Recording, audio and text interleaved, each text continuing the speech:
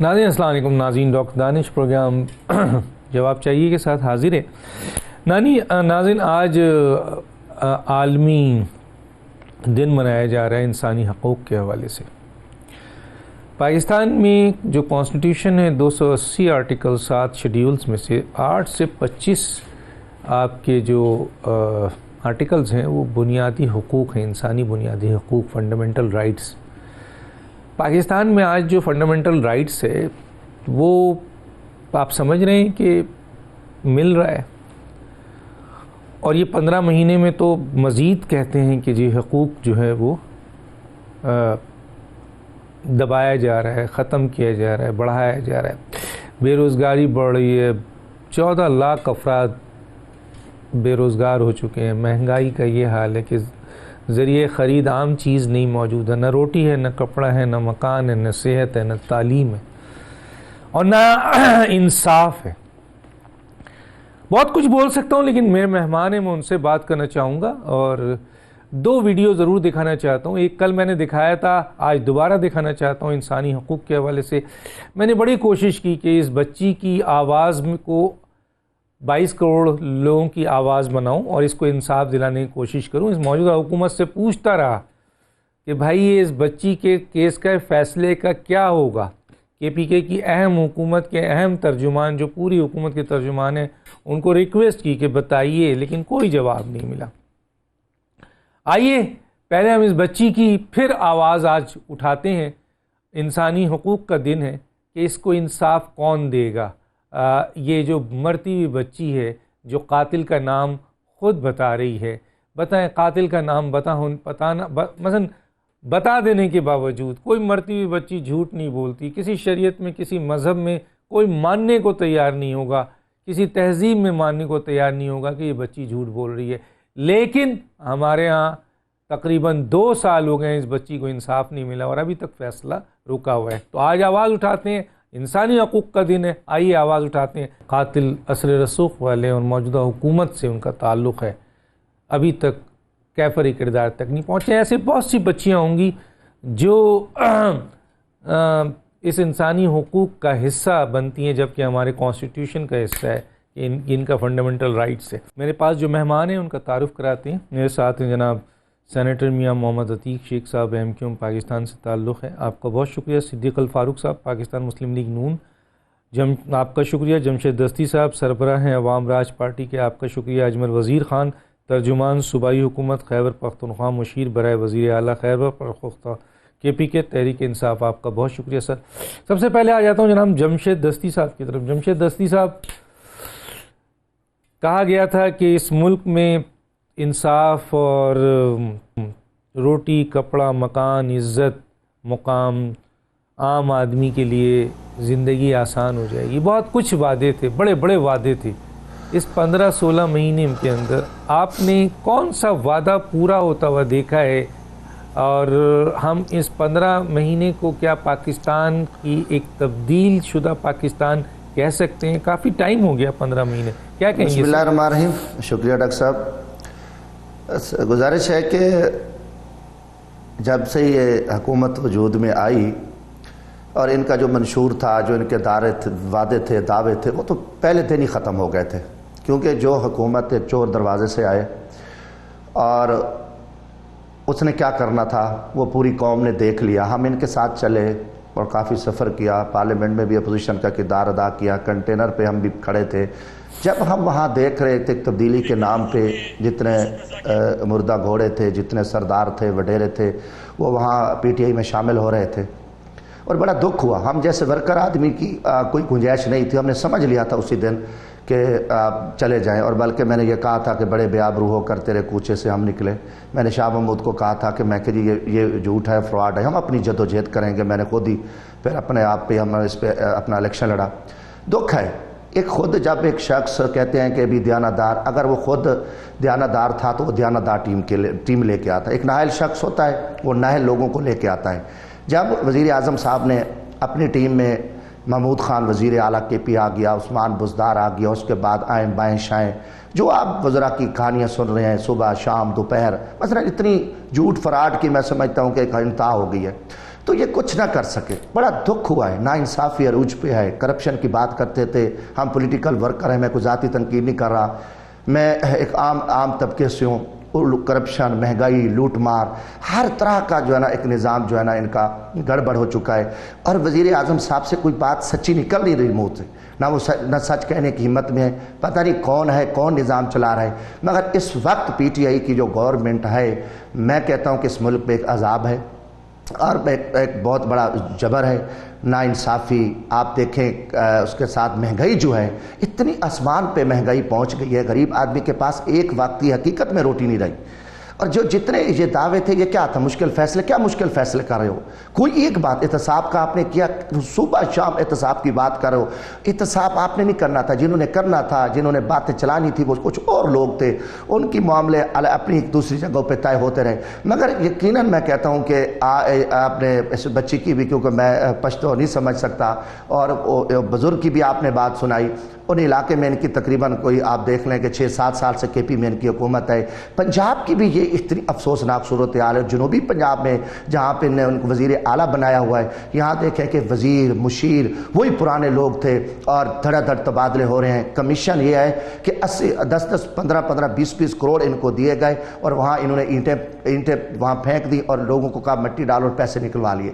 تو یہ اتنی ان کی کارکردگی جو تھی وہ پوری قوم کے سامنے میں کہتا ہوں آ چکی, اور یہ بے نقاب ہو چکے ہیں. تو اب مزید جو ہے نا اس حکومت کا چلنا مشکل ہو گیا ہے. یہ کچھ بھی کہتے رہیں, کچھ ڈرامے کرتے رہیں, کوئی آئیں بائیں شے کرتے رہیں, کوئی تبدیلیوں کے نام, ہم وزیر ہٹا دیں گے, ہم فلاں ہٹا دیں گے. پہلے دن سے جب وزیر اعظم پاکستان جو ایک میں سمجھتا ہوں کہ چور راستے سے آیا تھا, وہ فیصلے نہیں کر سکا. اگر وہ عوام سے آتا تو کوئی وہ فیصلے کر سکتا تھا. اور یہ ایک ان کی ایک بنی بنائی اور ایک تیار شدہ ٹیم تھی, اور اس ٹیم نے جو کچھ اس ملک کی تباہی کی ہے وہ افسوسناک ہے. اب انسان کو کھائے گا. خودکشیاں عروج پہ ہے, ناانصافی عروج پہ ہے, پولیس گردی عروج پہ ہے, اور لوگ بیچارے جو ہے نا مارے پھرے. جو آواز اٹھاتا ہے ان کے اوپر ایف آئی آر درج ہوتی ہیں. انتقام کی مثال میں کہتا ہوں پچھلے 50 سالہ ریکارڈ ٹوٹا ہے جو انہوں نے انتقامی سیاست شروع کی ہے. تو اس ملک کا جو ہے نا اللہ حافظ ہے, اللہ کرے کہ یہ قوم جاگ جائے. اگر قوم میں کوئی ہمت ہے تو قوم کوئی صحیح فیصلے کرے, اور قوم اس ملک کی عزت کے لیے نکلے میدان میں. مگر میں سمجھتا ہوں کہ خان صاحب جو ہے نا اس وقت, اور خان صاحب کی پوری ٹیم نالائق ثابت ہوئی ہے, اور وہ ناکام رہے. ٹھیک ہے. میں آتا ہوں جناب صدیق صاحب کی طرف چلا جاتا ہوں. میں صدیق الفاروق صاحب کیسے دیکھتے ہیں یہاں پہ؟ مثلا آپ تو اب ٹائم دینے کو تیار نہیں ہیں. آپ کے لیڈر یہ کہہ رہے ہیں کہ اگر مزید 6 مہینے دے دیا تو ملک کو نا تلافی نقصان ہوگا. کیا کہتے ہیں سر؟ بسم اللہ الرحمن الرحیم. بالکل ڈاکٹر دانش صاحب, میرے پارٹی کے رہنما اور لیڈر بالکل درست کہتے ہیں.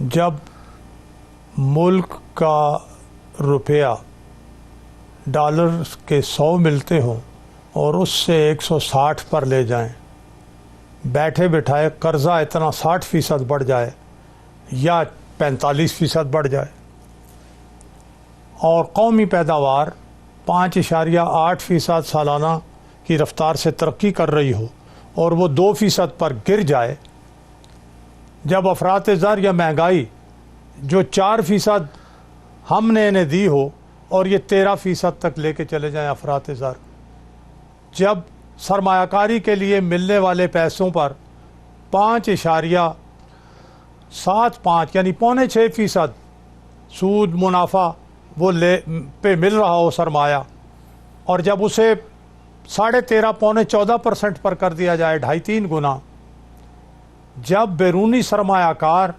ڈر کر بھاگ جائیں, جب آپ درآمدات پہ پابندی لگا کے 220 سے زیادہ منصوبے بند کر دو, 1 کروڑ کو روزگار دینے کا وعدہ کرو اور 20 لاکھ کو مزید بے روزگار کر دو, جب آپ کے دور میں آٹا, چینی, گھی, علاج, تعلیم, ہر چیز مہنگی ہو جائے, جیسا کہ جمشید دستی صاحب نے کہا, 2 وقت کی روٹی کھانا ناممکن ہو جائے, علاج کرانا ناممکن ہو جائے, جو حکومت پہلے جو دے رہی تھی عوام الناس کو ان کے ٹیکسوں کے پیسے سے سہولتیں, وہ ختم کر دی جائیں، دواؤں کی قیمتیں بڑھا دی جائیں، خودکشیاں بڑھ جائیں، چوریاں اور ڈاکے بڑھ جائیں، اس حکومت کو آپ کامیاب کہیں گے یا ناکام؟ جس حکومت کے دور میں بھارت کو یہ جرت ہو کہ کشمیر، مقبوضہ کشمیر آرٹیکل 370 ہٹا کے ہڑپ کر جائے، اور آپ ایسی حکومت سے اور ایسے بندے سے، مودی سے توقعات وابستہ کر کے بیٹھیں کہ جناب وہ مسئلہ کشمیر وہ آئے گا تو حل ہوگا، وہ کامیاب ہوگا تو مسئلہ حل ہوگا، تو یہ آپ کیا کر رہے ہیں؟ یہ ناکامی کا منہ بولتا ثبوت ہے۔ اور جس حکومت کے دور میں یعنی خود کہیں کہ ایک قانون دو نہیں، اپنے لیے استثناء، عدالتوں سے استثناء، اپنے اوپر الزامات ہیں، چاہے وہ بلین ٹری سونامی ہو، چاہے وہ آف شور کمپنیاں ہوں، چاہے وہ ہیلی کاپٹر کا کیس ہو، چاہے وہ معلم جبہ کا کیس ہو، چاہے وہ پشاور میٹرو کا معاملہ ہو، استثناء ہی استثناء۔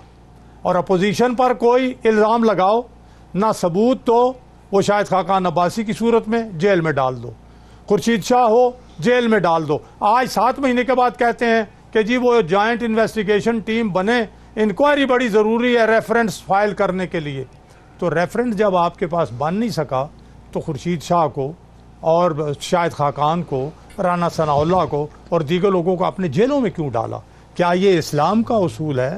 کیا یہ ریاست مدینہ میں رسول اللہ صلی اللہ علیہ وسلم، اللہ ان پر کروڑوں اور ان گنت درود بھیجے، کیا ان کا یہ اصول ہے؟ ان کی یہ تعلیمات ہیں؟ کس کی تعلیمات ہیں؟ کس پر عمل کر رہے ہو؟ کبھی آپ چلے جاتے ہو یورپ کی بات کرتے ہو، کبھی امریکہ کی بات کرتے ہو، کبھی آپ ریاست مدینہ کی بات کرتے ہو، اور عمل آپ کا یہ ہے کہ آپ کچھ بھی نہیں کرتے ہو سوائے نازیزم کے، سوائے ظلم کے، سوائے بربادی کے، سوائے نالائکی کے، اور کچھ بھی نہیں۔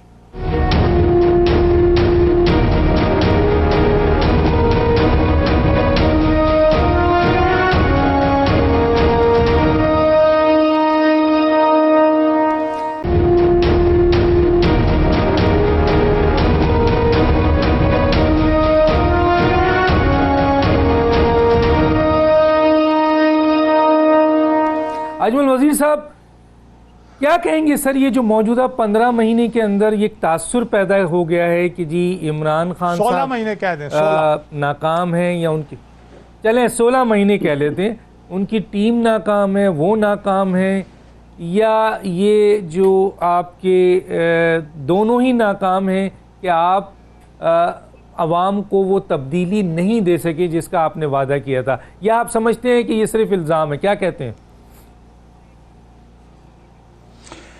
دیکھیں ڈاکٹر عدنان صاحب، پہلی بات یہ ہے کہ ہمیں جب یہ حکومت پرائم منسٹر عمران خان کو ملی 14 مہینے 15 مہینے پہلے، اس وقت اس ملک کی معیشت کی یہ صورتحال تھی کہ 2 ہفتوں کے ریزرو رہ گئے تھے اور اس ملک کو دیوالیہ ہونے کی طرف جا رہا تھا۔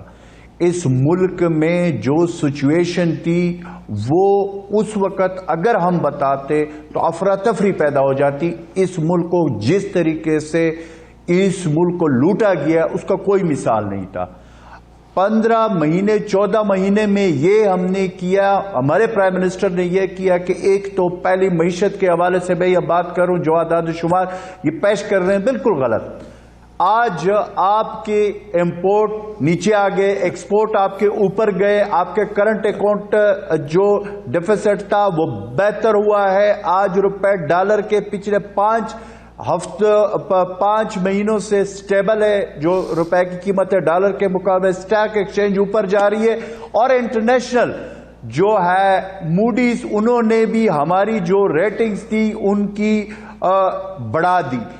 اچھا، پھر یہ کہ جو صورتحال ہے اگر آپ انٹرنیشنل لیول پہ دیکھیں، پرائم منسٹر عمران خان کی وہ تقریر آپ دیکھیں جو انہوں نے جنرل اسمبلی میں بات کی ہے، اس میں کشمیر کے حوالے سے پرائم منسٹر عمران صاحب نے جو بات کی ہے، آج تک کوئی مجھے بتائیں کسی پاکستان میں ان میں سے کسی وزیر اعظم نے وہ بات کی ہے؟ دنیا کے سامنے مودی کو ننگا کر کے رکھ دیا، نمبر 1۔ دوسری بات، ناموس رسالت کی بات حضور پاک صلی اللہ علیہ وسلم پہ، جس پہ ہماری جان و مال قربان، اس کے حوالے سے جو انہوں نے بات کی ہے اس جنرل اسمبلی میں، مجھے کوئی ایک مثال بتا دے کہ اس طرح کی بات انہوں کسی نے کی ہو۔ پھر جو بات جو اسلام اور ٹیررزم کے حوالے سے جو مغرب میں ایک ڈکوسلا تھا، ایک بات چیت تھی ہمارے پاکستان کے خلاف، اس کا جس طریقے سے اس نے جواب دیا آج تک کسی نے نہیں دیا. پھر آتے ہیں ادھر ملک کے اندر. ادھر مجھے یہ بتائیں کہ یہ جتنے بھی جن لوگوں کے اوپر یہ کیسز بنے، کہتے ہیں جی نیب کے اوپر کیسز بنے، مجھے ذرا یہ بتائیں یہ سپریم کورٹ نے جوڈیشل کمیشن بنایا، اس کے بعد یہ جو پاناما کا کیس ہوا ہے اس کے بعد اس میں باقاعدہ جو جوڈیشل کمیشن بنا، اس کے بعد جو کارروائی ہوئی ساری عدالت نے کی ہے، پرائم منسٹر عمران خان نے نہیں کی ہے. عدالت کے ذریعے وہ سزائیں ہوئی ہیں، چاہے وہ نیب کی عدالتیں ہو، سپریم کورٹ کے ڈائریکشن پہ. پھر اس کے بعد مجھے یہ بتائیں کہ یہ لوگ کیوں ہٹانا چاہتے ہیں سر؟ لوگ ہٹانا کیوں چاہتے ہیں عمران خان کو؟ میں بتا رہا ہوں لوگ ہٹانا کیوں چاہتے ہیں عمران خان کو؟ کیوں ہٹانا چاہتے ہیں؟ میری بات سنیں، کوئی نہیں ہٹا رہا پرائم منسٹر عمران خان. یہ تو دیکھیں جو یہ سیاسی خانہ بدوش وہاں کوئی لندن میں بیٹھے ہوئے تقریریں کر رہے ہیں، ان کو تو اپنی سیاسی مستقبل نظر آ رہا ہے کہ وہ ختم ہو چکے ہیں. اس کی وجہ یہ ہے کہ ملک کی معیشت جو انہوں نے جس حالت میں چھوڑی تھی، ان کا تو یہ خیال تھا، بلکہ انہوں نے ڈاکٹر صاحب ان کے پرائم منسٹر لیول کا پرائم منسٹر بلکہ صاحب کا پرائم منسٹر نے کسی کے سامنے کہا تھا کہ ان سے یہ حکومت چلے گی، اس لیے نہیں کہ اس ملک میں جو معاشی صورتحال ہم نے کی ہوئی ہے کوئی بھی نہیں چلا سکتا. اس معاشی صورتحال کو پرائم منسٹر عمران خان نے اٹھایا. آج ملک کے ادارے اللہ تعالیٰ کے فضل و کرم سے سٹیبل ہو چکے ہیں، اوپر جا رہے ہیں، معیشت کی صورتحال اوپر جا رہی ہے. ان کو اپنی تاریخ جو سیاست ہے وہ نظر آ رہی ہے. اس کی وجہ سے کوئی ادھر بھاگا ہوا ہے، ادھر کوئی بات کر رہا ہے، کوئی ادھر بات کر رہا ہے، لیکن کوئی ایسی بات ان کے اوپر نہیں ہے. ابھی انہوں نے بات کی ہے کہ جی وہ فلانے میں ہے میٹرو کی بات، ہماری BRT کی بات کی ہے، دوسری بات کی ہے. میں آپ کو ڈاکٹر صاحب آپ کے پروگرام کے میں اس کے توسط سے ان کو کہہ رہا ہوں کہ اس دن نیب کے چیئرمین نے جو کہا ہے ہم ویلکم کرتے ہیں، ہم ان کے طرح بھاگیں گے نہیں، ان کی طرح الزامات نہیں لگاتے. اگر کوئی چیز ہے ہم بالکل اس کو فیس کرنے کے لیے تیار ہے. اگر ہمارے کسی بندے کے خلاف ہے ویسے باتیں کرنے، یہ پروپیگنڈا کرنا جو یہ کر رہے کہ وہ فلانا ہو فلانا ہے، ہم کوئی نہیں بھاگیں گے، ہم فیس کریں گے اور ہم عوام کے سامنے جواب دیں. ٹھیک ہے سر. یہ میاں عتیق صاحب آپ اتحادی ہیں، موجودہ حکومت کی جو بھی پوزیشن ہے اس وقت، کیونکہ اپوزیشن تو صاف طور پہ کہہ رہی ہے کہ مائنس عمران کیا جائے، ظاہر ہے یہ بات بھی آ رہی ہے کہ اتحادی سخت ناراض ہیں موجودہ حکومت سے. تو جو اس وقت حالات ہیں عوام کی، جو بہت برے حالات ہیں جو نظر آ رہے ہیں، بے روزگاری بھی ہے، مہنگائی بھی ہے، غربت بھی ہے، چیخ و پکار بھی ہے، خودکشی بھی ہے، ناانصافی بھی ہے، کیا کہیں گے سر؟ ڈاکٹر صاحب سب سے پہلے تو میں اس بات سے شروع ہوں گا کہ معذرت کے ساتھ شاید یہ کہنا مناسب نہیں ہوگا کہ نااہل شخص یا نااہل وزیر اعظم، یہ قطعی مناسب نہیں ہوگا. یس، ٹیم کے اوپر بات کی جا سکتی ہے، ٹیم میں کچھ لوگ ہیں جنہوں نے ڈیلیور کیا، کچھ ایسے ہیں شاید انہوں نے ڈیلیور نہیں کیا. اب دوسری بات یہ آتی ہے اس کے ساتھ سر، میں اس وجہ سے یہ نہیں کہہ رہا کہ میں اتحادی ہوں، لیکن ایک چیز میں ضرور کہوں گا، آج 16 مہینے ہو گئے عمران خان صاحب کی ذات پر قطعی طور پر کوئی، جو پہلے حکمران تھے ان کی باتیں چھوڑ دیجئے، کوئی انگلی نہیں اٹھا سکتا. یہ تو ہوئی بات عمران خان صاحب کی. اور کیسے میں یہ مان لوں کہ عمران خان صاحب جیسا شخص جس نے 22 سال اٹھ گئی ہے سر، سنیے نا ایک سیکنڈ، اٹھ گئی ہے سر، اٹھ گئی ہے نا سر، آپ اس کو پتہ کلیئر کریں نا. چلے سر وہ تو اٹھ گئی ہے نا سر، فورن فنڈنگ کیس میں دیکھ لیا کیا ہوگا. فورن فنڈنگ کیس میں فورن فنڈنگ کیس کا فیصلہ کر دیں نا سر، ابھی پتہ چل جائے گا کہ وہ جو اربوں روپے فیصلہ بالکل درست بات ہے. تو کیوں چلے آپ لوگ کیوں روک رہے ہیں؟ میں آپ کی بات مان لیتا ہوں، لیکن سر یہ دونوں سائیڈوں سے، چاہے اجمل وزیر بھی میرے بھائی ہیں اور باقی بھی، خاص طور پر صدیق الفاروق بھی، یہ پوائنٹ سکورنگ کی بات نہیں ہے سر. میں اب جس بات پر آنا چاہ رہا ہوں، کیا غریب لوگوں نے پی ٹی آئی کو ایک امید کے تحت ووٹ نہیں دیے تھے؟ جس تبدیلی کی بات کی جا رہی تھی، یہ ہم سب کے سامنے ہے کہ وہ تبدیلی نہیں آ سکی. اور اس کی سب سے بڑی وجہ کیا ہے؟ عام آدمی کو اس بات سے غرض نہیں ہے کہ ہماری معیشت کہاں کھڑی ہے کہاں نہیں ہے. ہمارے لوگ جو ہیں وہ کیا سوچتے ہیں؟ غریب آدمی جیسے ابھی کہا گیا اس کو صرف آٹا، چینی، دال، گھی اس کی قیمت سے غرض ہے. سر ابھی 7 سے 8 روپے کلو آٹا مہنگا ہوا ہے. یہ میری نوکرانی 2 دن پہلے کہہ رہی تھی کہ صاحب جی یہ کیا ہو رہا ہے؟ میں کہا کی ہو رہا ہے؟ کہتی ہے آٹا 8 روپے کلو مہنگا ہو گیا. اب آپ بتائیے کہ کہاں جائیں گے غریب لوگ؟ اس سے آگے چلتے ہیں. جب بات یہ آتی ہے کہ بجلی کا بل، گیس کا بل، پیٹرول کے پیسے، جو بچہ 100 روپے گھر سے موٹر سائیکل میں پیٹرول ڈلواتا تھا دن کا، اب تو اس کا آدھا دن میں گزارا نہیں ہوتا. ہمیں، اور وہ کون ہے؟ وہ میں پھر وہی بات کروں گا جو پہلے سب کہتے رہے ہیں، وہ 98% لوگ ہیں. لیکن کیا ہے؟ میں اس تبدیلی کو کہاں ڈھونڈوں؟ کون سی اینک لگا کر اس تبدیلی کو نکالوں کہ جس میں غریب غریب سے غریب تر نہیں ہو رہا، جس میں امیر امیر سے امیر تر ہوتا جا رہا ہے؟ سو ڈاکٹر صاحب ہمیں تو یہ دیکھنا پڑے گا کہ ہم کس طرح سے اگلے دور میں جا کر غریب لوگوں کے گھروں کو آباد رہنے دیں گے. اپنے گھروں میں وہ 2 وقت کی روٹی، سادی روٹی نہیں کھا سکتے. یس، یہ مانیں گے کہ بے روزگاری بڑی ہے.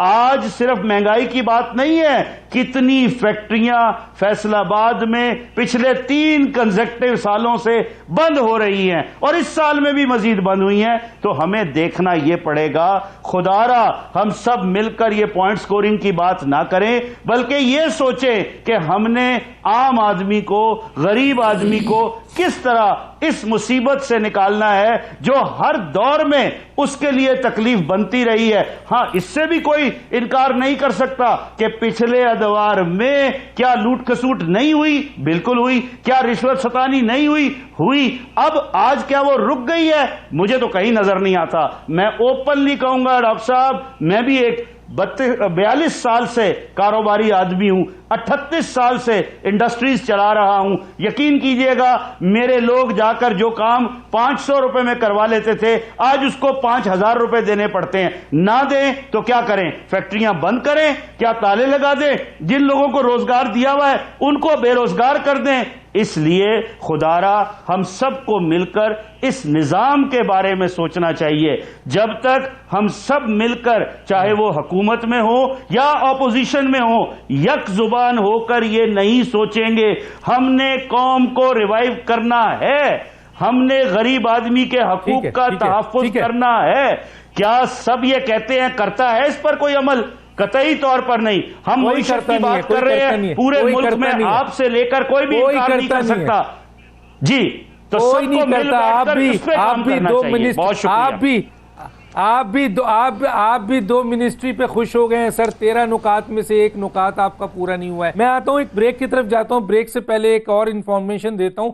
خسرو بختیار کے حوالے سے کہا گیا تھا چیپیک کے حوالے سے کہ جی ان کو ہٹایا جائے.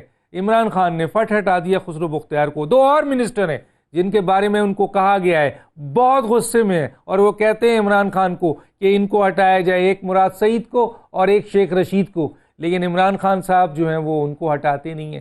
اور ایک ایسے نااہل وزیر کو جو ایک دن پہلے پی ٹی آئی سے نکالے جانے والے تھے، اور کبھی ایسا ہوتا ہے کہ عمران خان کھڑے ہو کے ان کی تعریف کر رہے ہوتے ہیں.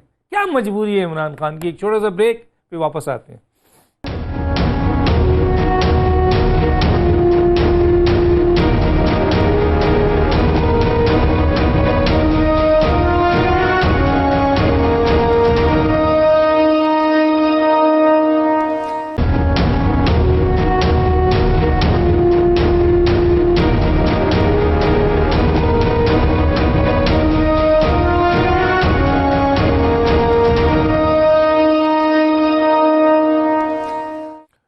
Welcome back. جی میں آتا ہوں جناب صدیق الفاروق کی طرف. صدیق الفاروق صاحب، 2 چیزوں میں بات کروں گا. ملک خانہ جنگی کی طرف جا رہا ہے جس طرح انہوں نے بات کی بہت زیادہ.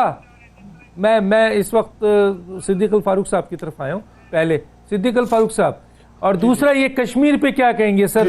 بہت ظلم ہو رہا ہے لیکن ہمارے ملک میں اس کی کوئی فکر ہی نہیں ہے سر.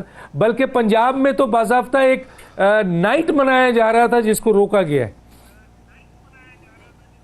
میں ڈاکٹر صاحب آپ کی اس بات سے اتفاق کرتے ہوئے میں آزاد کشمیر گیا یہ ایک ہفتہ ہوا ہے، اور اس سے پہلے جن دنوں کشمیر پہ یہ معاملات بڑے آگے جا رہے تھے اور لائن آف کنٹرول پہ فائرنگ وغیرہ ہو رہی تھی، تو آزاد کشمیر کو عمران خان نے اس حکومت کو بالکل ٹھنڈا یخ کر کے رکھا ہے، اور یہ کہا کہ جو اس طرف سے ادھر جائے گا یا فوجی معاملات کی بات کرے گا تو وہ تو پاکستان کا دشمن اور کشمیروں کا دشمن ہوگا۔ پنجاب کی بات آپ نے سنا دی، یہ سارا ایک مٹی پاؤ پروگرام کے تحت ہو رہا ہے، بات کرنا کچھ کہنا کچھ۔ دوسری بات جو ایک قومی سطح پر دیکھیں، خانہ جنگی کی آپ نے بات کی، خانہ جنگیاں ہوتی ہیں اسی طرح ہی جب صوبائیت کا تعصب بڑھایا جائے، جس طرح یہ کر رہے ہیں کہ ایک صوبے میں اگر کوئی الزام لگ رہا ہے کہ جی آپ نے یہاں پیسے بنائے ہیں، پنجاب میں آ کے ان پر مقدمے چلیں، جبکہ اس سے پہلے صوبہ سندھ سے بے نظیر بھٹو صاحبہ کو راولپنڈی میں شہید کیا گیا، ذوالفقار علی بھٹو صاحب کو یہاں جوڈیشل ان کا مرڈر کیا گیا، اور اس کے علاوہ پھر اس طرح تو وہاں اکبر بگٹی صاحب کو کس نے شہید کیا، اور بہت سی یہ چیزیں ہیں۔ تو یہ صوبائیت کو بڑھانا، اقتصادی ناکامی کی طرف جانا، قومی پیداوار کا اس حد تک گر جانا، لوگوں کی قوت خرید ختم کر کے لوگوں کو سڑکوں پر آنے پر مجبور کرنا، یہ پھر خانہ جنگی کی طرف جانے کی بات ہے۔ اور خدا کرے کہ سمجھ آ جائے، نالائق ہیں، فیل ناکام ہو چکے ہیں۔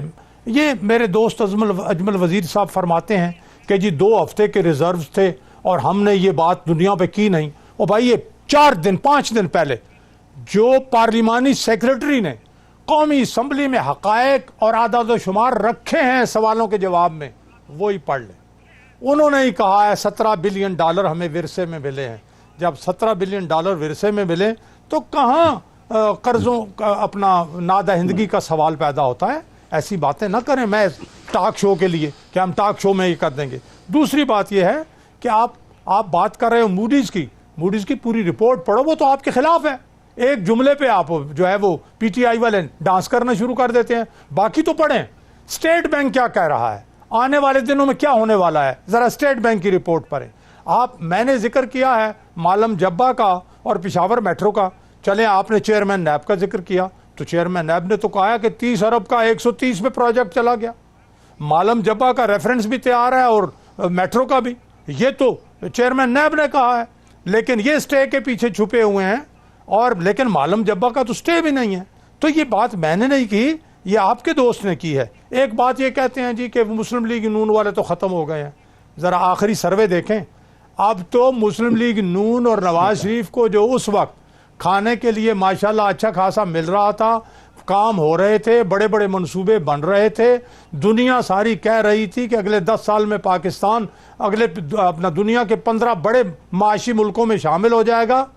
اب انہیں یاد آنے لگا ہے، عوام کو بھی یاد آنے لگا ہے، بے روزگاری کا حال دیکھ کے نواز شریف کے روزگار کا دور یاد آ رہا ہے۔ ابھی جو آپ کی اورنج ٹرین کا افتتاح ہوا، اس سے پہلے جو آپ نے سال لیٹ کیا سکھر ملتان موٹر وے، اس سے پہلے حکیم موٹر وے، اس سے کے علاوہ جو منصوبے یہ ہزارہ میں جا کے جو موٹر وے آپ نے 1 سال لیٹ کر کے تو خطاب کر کے وہیں گالیاں دی نواز شریف کو، بجائے اس کے کہ دعائیں دیں اور تعریف کریں کہ یہ اس کی وجہ سے انفراسٹرکچر بن رہا ہے۔ اس لیے کہ آپ سے تو کچھ بن نہیں پا رہا، آپ تو کچھ کر نہیں رہے ہو، اس لیے میں یہ عرض کروں گا کہ حضور ٹھیک اس طرح سے نہ حقائق پہ آ جائیں۔ آپ کہتے ہو جی عمران خان نے تقریر کر کے مودی کو دنیا کے سامنے ننگا کر دیا ہے۔ 3 ملکوں یعنی چین، ملائیشیا اور ترکی کے علاوہ چوتھے ملک نے حمایت کی ہے آپ کی کشمیر پر، سعودی عرب نے بھی نہیں کی، یو اے ای نے بھی نہیں کی، امریکہ نے بھی نہیں کی۔ کیا بات، کیا بیچتے ہیں آپ؟ کیا ہے آپ کی؟ ننگا کر دیا ہے، ساتھ اس کا دے رہے ہیں اور ننگا وہ ہو گیا ہے۔ تو خدا کے بندو، آپ کی خارجہ پالیسی فیل میں ذرا پوچھ لیتا ہوں، آپ ڈرائیوری کرتے رہے، فیل ہو گئی ہے بتائیں۔ میں ذرا ٹائم کم ہے، مجھے ذرا اجمل وزیر صاحب کو بھی دینا ہے۔ اجمل وزیر صاحب، آپ نے کشمیر کا سودا کر دیا ہے سر، بہت یہ سوال ضرور پوچھا جا رہا ہے، ہر جگہ پوچھا جا رہا ہے، اور بڑا ظلم ہو رہا ہے، پاکستان کی حکومت خاموش ہے۔ آپ نے کشمیر کا سودا کر دیا. سر یہ کیا ہے سر, اس کو آپ کس طرح ڈیفینڈ کریں گے؟ دانش صاحب، پہلی بات تو یہ ہے کہ جس وقت اس مودی کو، جس کی بارے میں ابھی آپ بھی کہہ رہے، یہ سارے کہہ رہے، اس مودی کو اپنے گھر جاتی عمرہ پہ، شادیوں پہ عمران خان نہیں بلاتا تھا. یہ وہ بلاتے تھے جو ابھی بڑی باتیں کر رہے کہ کشمیر کا سودا ہے. پہلی بات یہ ہے کہ یہاں پہ سودے پرائم منسٹر عمران خان نے نہ کبھی زندگی میں کیے اور نہ وہ سودے کرتے ہیں، نمبر 1. دوسری بات یہ ہے کہ یہ جو ابھی یہ کہہ رہے جو بڑے باتیں ہو رہی ہے، مجھے یہ بتائیے 85,000 ارب ڈالر قرضہ عمران خان نے لیا تھا. یہ 85,000 ارب ڈالر جو لیا، اور یہ جو جن منصوبوں کی یہ بات کرتے ہیں، وزیر صاحب آپ کو یہ فگر کا پتہ ہے؟ سارا پیسہ 85,000 ارب ڈالر آپ کہہ رہے ہیں عمران خان نے کیا تھا. آج جو ملک جو ہمیں جس طریقے سے انہوں نے دیا تھا، اس وقت جب یہ بات کرتے تھے، جب یہ چیزیں کرتے تھے، وہ پیسہ ان سے جب اب ہم پوچھتے ہیں کہ وہ پیسہ آپ نے کدھر لگایا، یہ موٹر وے ہم نے بنائی، یہ ہم نے وہ سڑک بنائی، اس کے پیچھے جو آپ نے اس میں جو پیسہ کمایا، وہ جو بہر بھیجا، اس کا جواب جب ہم پوچھتے تو پھر کہتے ہیں جی جمہوریت کو خطرہ ہے، پھر کہتے ہیں ملک کی سلامتی کو خطرہ ہے. اللہ کے فضل و کرم سے ملک کی سلامتی ایسے لیڈروں سے ان کو خطرہ تھا جنہوں نے اس ملک کو لوٹا ہے، جنہوں نے اس غریب عوام کی چمڑی ادھیڑی تھی، وہ لوگ ہیں. آج ان کے وہ کلفی والے، وہ جو ہے اس والے ریڈی والے، ان کے جو میں نے باتیں سامنے برآمد ہو رہے، کیا وہ عمران خان کے وہ ہے پارٹی کے تھے یا عمران خان کے وہ حاصل کی؟ آپ نے مجھے یہ بتایا کہ پرائم منسٹر عمران خان کے ذات کے اوپر یہ کہتے ہیں فارن فنڈنگ کی بات، ہم فارن فنڈنگ کے لیے بالکل تیار ہیں، اور ہم ابھی جاتے بھی وہاں پہ الیکشن کمیشن میں ہم جواب دیں گے. اگر مانم جبا کی یہ بات کرتے، میں نے پہلے کہا، ابھی بھی چیلنج کر کے صدیق الفاروق کو کہتا ہوں کہ بھائی اگر وہ ہم کوئی بھاگنے والے نہیں، آپ کے لیڈر کی طرح کہ بیماری کا بہانہ بنا کر ملک سے باہر بھاگ جائے، کہتے پلیٹس ختم ہو رہے تھے، پتہ نہیں گر رہے تھے، ہم وہاں پہ جا کر سارے سیاسی نمودوش وہاں پہ بیٹھے ہوئے لندن میں میٹنگز کر رہے ہیں، اور دوسرے یہ جو باتیں کر رہے ہیں، حیران ہو جاتی ہے. کیا پاکستان کی عوام کی جو حافظہ ہے اتنا کمزور ہو گیا؟ یہ جو پچھلے 30 سال سے اس ملک کے ساتھ جو کچھ کیا گیا، یہ پرائم منسٹر عمران خان کو آئے ہوئے 15 مہینے ہو گئے. کشمیر ڈے کے اوپر ایک بات کرنے دیں، ہیومن رائٹس کے آج ڈے ہے انٹرنیشنل. جی میں آپ کی طرف آ رہا ہوں، پہلے میں ایک بریک لیتا ہوں، بریک کے بعد آپ آتا ہوں، ایک چھوٹا سا بریک میں.